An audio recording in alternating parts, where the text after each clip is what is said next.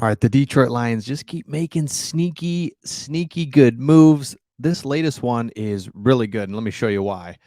What you're looking at here is the 2019 depth chart. This is before camp, so there's like a ton of names on here. Half these guys didn't make the team, but just take a look at the receiver group in 2019. You had Galladay, Danny Amendola, and Marvin Jones Jr. Were our wide receivers. And if you think, wow, that doesn't seem great. No, that's not great at all because, hey, hindsight's 2020. Marvin Jones was a nice, solid receiver for us, his whole time here in Detroit. But Danny Amendola, nah.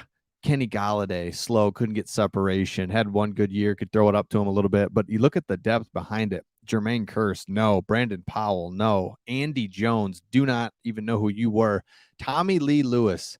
Tom Kennedy was even around. So we'll get back to that in just a second. But the Lions, of course, signed Marvin Jones Jr. And why this is so nice is because remember, we gave DJ Chark $10 million last year.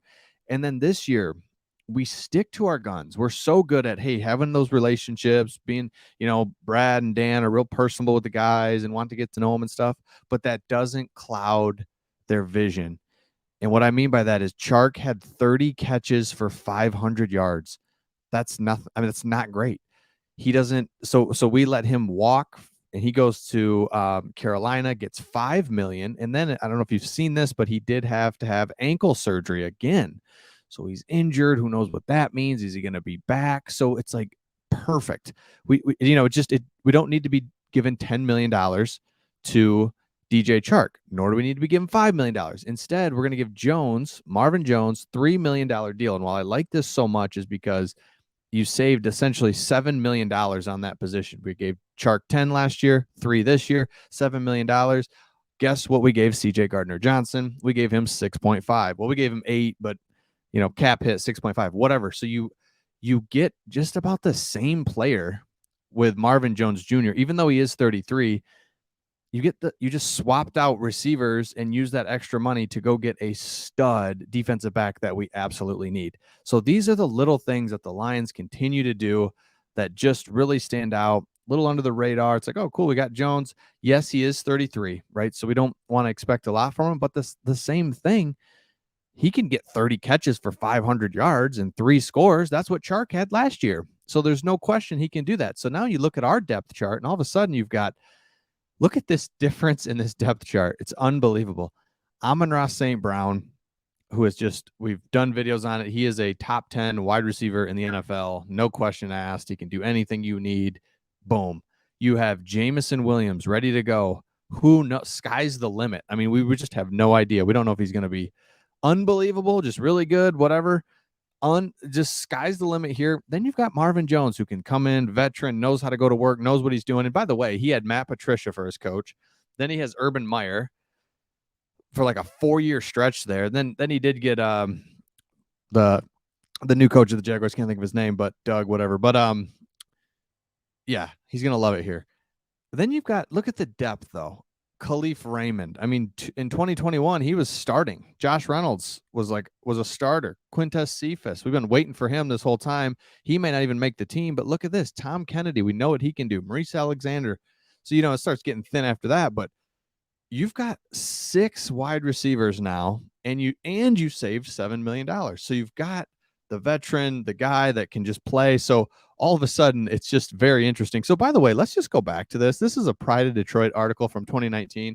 And check this out. They said, don't read too much into what you see on this initial depth chart because there are even some blatant misleads, including Miles Killebrew. Remember him? He was always like, never could get on the field, but could. It was weird. Miles Killebrew being continually listed as a safety, even though head coach Matty P fully acknowledged he's a linebacker. Thank you.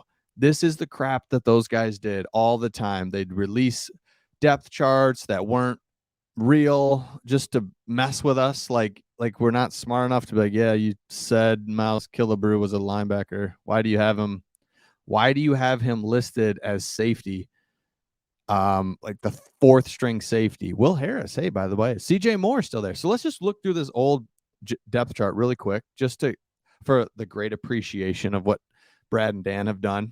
You've got Look at this running back depth. Kerryon Johnson never had a chance. Thought he was pretty good, but let me know in the comments on these guys that you thought, hey, I kind of liked him or didn't like him or thought he was terrible or thought he was good. And then look at the Kerryon Johnson. Then it's just a CJ Anderson. Get out of here. Zach Zenner, cool story, but not going to work. Mark Thompson. Oh my goodness. We already talked about the wide receivers. Tight ends, Jesse James was a total bust. TJ Hawkinson was a rookie or just coming out. Logan Thomas never really. Isaac Nuda. Oh my goodness. Hey, Taylor Decker, Frank Ragnow, Graham, Rick Wagner was okay. So the line was okay, but thanks to Decker and Ragnow. But those guys were young. Ragnow, I think, was a rookie then.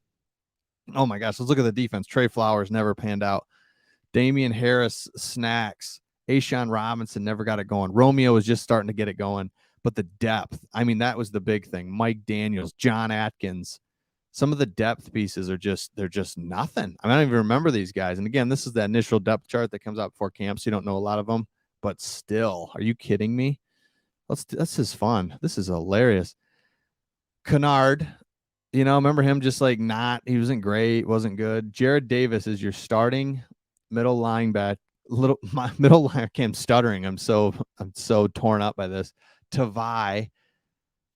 Oh, there's no depth. I mean, starters are weak, and then behind the starter is nothing.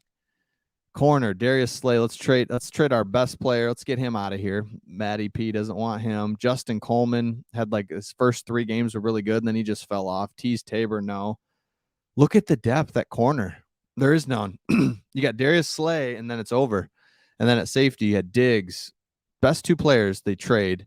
Tavon Wilson can't quite do it. Miles Killebrew obviously was a linebacker, special teams guy, could never do it. Aaron, or what's his name? Andrew Adams. I'm sorry. This is just turning into a train wreck. I can't even read these names out loud. Oh my gosh. So point is, we're in such a great place now. The Lions depth chart. Oh, I can just look at these. I feel so good. Brock Wright. I feel good about that. Tight end. But you just, Panay Sewell, some of these fresh names. Thank you so much for being here. Charles Harris, Aiden Hutchinson. Thank you guys. All right. Let me know your thoughts in the comments. Lions, sneaky little move, save $7 million, give that to a stud safety that I can't believe we got. And CJ Gardner Johnson, you could say get better. I mean, you almost could say get better with DJ Chark being gone and injured. He only caught 30 balls last year, so it's not that big a deal. Let's get Marvin Jones in here, knows the building. He's going to love the coaches. It's a perfect move. So let me know your thoughts in the comments, and we'll see all of you on the next one.